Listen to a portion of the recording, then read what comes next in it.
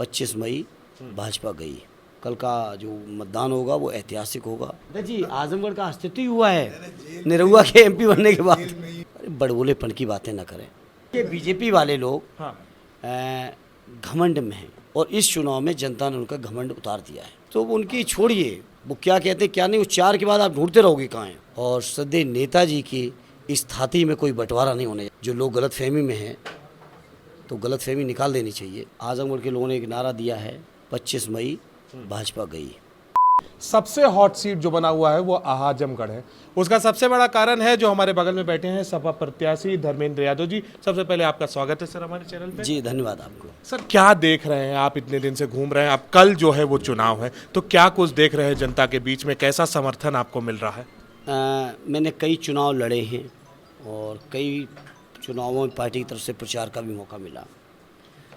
मैं अपने को बड़ा सौभाग्यशाली उम्मीदवार समझता हूँ। बहुत व्यापक और उम्मीद से ज़्यादा समर्थन मिल रहा है, आशीर्वाद मिल रहा है। कल बहुत शॉर्ट नोटिस पर पार्टी ने रोड शो आयोजित किया था क्योंकि बीजेपी के लोगों ने प्रशासन के लोगों ने परमिशन देने में बहुत डिले किया था। जब परमिशन नहीं थे तो लिहाजा हम लोग तैयारी भी करने में थोड़ी दिक्कत थी। बावजूद इसके उम्मीद से कई गुना बड़ा रोड शो हुआ है और बहुत छोटी सी तैयारी में या बिना तैयारी के, तो लोगों का समर्थन है, किसी तरह कोई दिक्कत नहीं है। और उम्मीद है कल का जो मतदान होगा वो ऐतिहासिक होगा। और आजमगढ़ के लोगों ने एक नारा दिया है 25 मई भाजपा गई। सर जिस तरह से देखा जा रहा है कि अभी भी ये कहा जा रहा है क्योंकि जो 22 का जो परिणाम रहा उसके बाद अब जिस तरीके से कि अब पार्टियों की अस्तित्व खतरे में, यहाँ से जो प्रत्याशी है भाजपा से वो कह रहे हैं कि सपा और कांग्रेस के जो लीडर हैं, खासकर आपका भी नाम लेते हैं, कहते हैं कि वो लोग अपनी ही पार्टियाँ बंद करने पे तुले हैं। तो ऐसा बयान आया है, तो इसको लेकर क्या कहें? उनसे कहो वो देश की चिंता ना करें, वो अपनी चिंता करें। उनके कहने से ना अस्तित्व बना था, ना उनके कहने से अस्तित्व खत्म होगा। ये देश के करोड़ों करोड़ों लोगों की दुआओं, आशीर्वाद, समर्थन की दम पे पार्टियां खड़ी हैं और वो समर्थन है। अब वो अपनी चिंता करें, वो हम लोगों की चिंता छोड़ें। सर उनकी राजनीति को लेके क्या कहेंगे, क्योंकि वो कह रहे हैं इससे आजमगढ़ जब से मैं आया हूँ तब से यहाँ का विकास हुआ है। जब मैं यहाँ पहली बार आया 1.5 साल में जो विकास हुआ है इससे पहले कभी नहीं हुआ था। नहीं, आजमगढ़ के अस्तित्व ही आया है 1.5 साल पहले। आजमगढ़ अस्तित्व में कहाँ था? वो तो जब वो एमपी बने तभी आजमगढ़ का अस्तित्व हुआ है। अरे बड़बोलेपन की बातें ना करें। 19 के चुनाव में कह रहे थे कि ब्रह्मा भी की लेखनी हम मिटा देंगे, मिट गई उनकी लेखनी, पता चल गया 19 के चुनाव में। अब आजकल बोल रहे हैं, बहुत उनके बारे में कोट कर रहे हैं, तो हम आपको राय देंगे। वो इस राय के हैं कि बेरोजगारी ख़त्म करनी हो तो बच्चे पैदा ना करो। आप उनकी बात मान लेना, अगर इतनी आप सवाल उनके नाम पे कर रहे हो तो। नहीं, क्योंकि आप मान लेना। नहीं, लेकिन वो लगातार ये कह रहे हैं कि जो ईंट की, क्योंकि हम यहाँ घूम रहे थे तो लोग कह रहे थे कि समाजवादियों ने यहाँ पे ईंट रखी अगर आजमगढ़ में तो समाजवादी सरकार की वो, हर ईंट में समाजवादी, लेकिन वो कुछ उल्टा कह रहे हैं कि हम वो जेल के लिए ईंट, वो सीधा कभी कहते नहीं है। वो कह रहे हैं जेल के लिए हमने उन्होंने ईंट रखी, हवाई पट्टी जहाँ उनको लैंड करना था वो ईंट रखी, हमने विश्वविद्यालय दिया, संगीत विद्यालय दिया। देखिए मेडिकल कॉलेज किसका बनाया हुआ है? सठियाओं की शुगर मिल किसकी बनी हुई है? एग्रीकल्चर यूनिवर्सिटी कब के बने हुए है? आपका डिस्ट्रिक्ट हॉस्पिटल कब का बना हुआ है? आपकी कलेक्ट्रेट किसने बनाई? आपकी कमिश्नरी किसने बनाई? आपका एयरपोर्ट किसने बनाया? सठियाओं का शुगर मिल किसने बनाया? दीवारे के इलाके में जो बाढ़ की समस्या थी उस बाढ़ से निजात किसने दिलाई?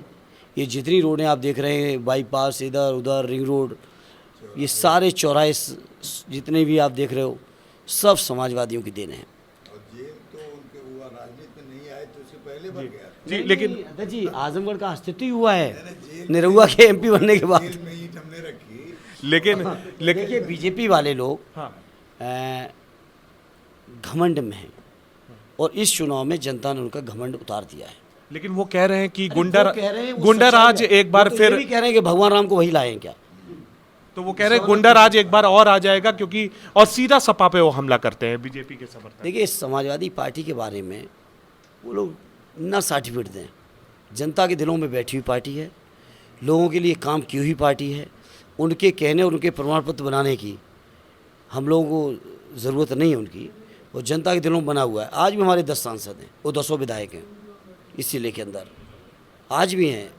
19 के चुनाव आदरणीय राष्ट्रीय जीते, 17 में भी हमारे ही थे, 14 में भी श्रद्धेय नेता जीते थे, 12 में भी हमारे 9 विधायक थे इसी जिले के अंदर 10 में से।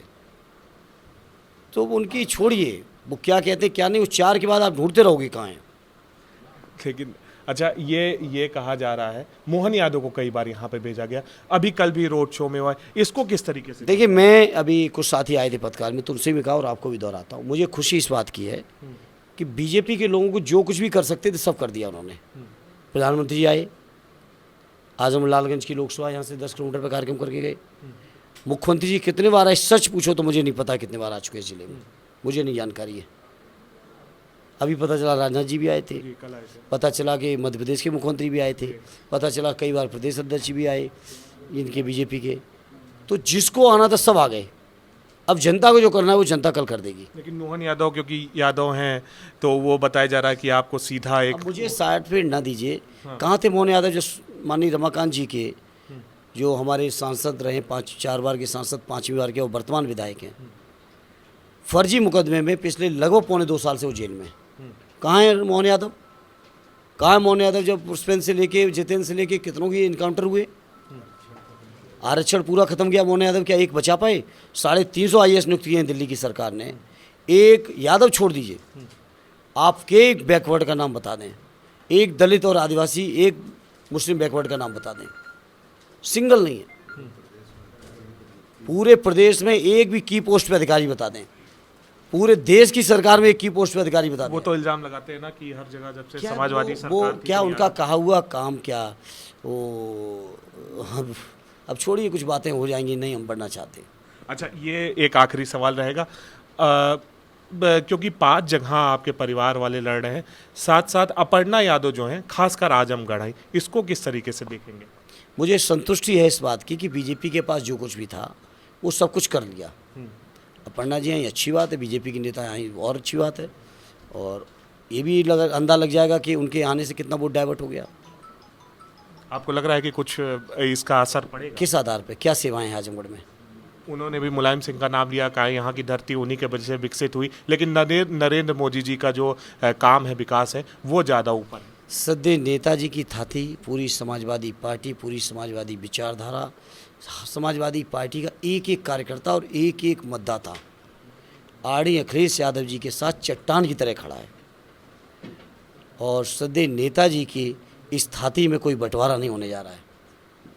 जो लोग गलतफहमी में हैं तो गलतफहमी निकाल देनी चाहिए, कोई बंटवारा नहीं होने जा रहा है। और बीजेपी को भी निकाल देनी चाहिए। ये परिवार के अंदर परिवार निकालने और परिवार के अंदर लड़ाने की जो उनकी टैक्टिक्स है, जनता जाग चुकी है, जनता समझ चुकी है। ये कुछ चीज़ें काम आने वाली नहीं। इसीलिए मैंने कहा कि मुझे खुशी है, जिसको भी बीजेपी ला सकती थी लाई। मैं नहीं चाहता था कि बीजेपी के दिल में ये तमन्ना अधूरी रह जाए कि हमने ये काम नहीं किया। और जहाँ तक अपर्णा जी का सवाल है, मैंने कहा श्रद्धेय नेताजी की थाती में कोई बंटवारा एक वोट का नहीं कर सकता। इससे ज़्यादा मुझसे न कहलवाइए। ठीक है, तो हमारे साथ धर्मेंद्र यादव जी थे, जिन्होंने साफ तौर पे कहा कि इस बार का चुनाव और दिलचस्प होगा, चाहे बीजेपी जितने भी कोशिश कर ले, लेकिन आखिरकार उसे शिकस्त ही नजर आएगा। तो मेरा नाम अमन श्रीवास्तव है, आजमगढ़ में हूँ।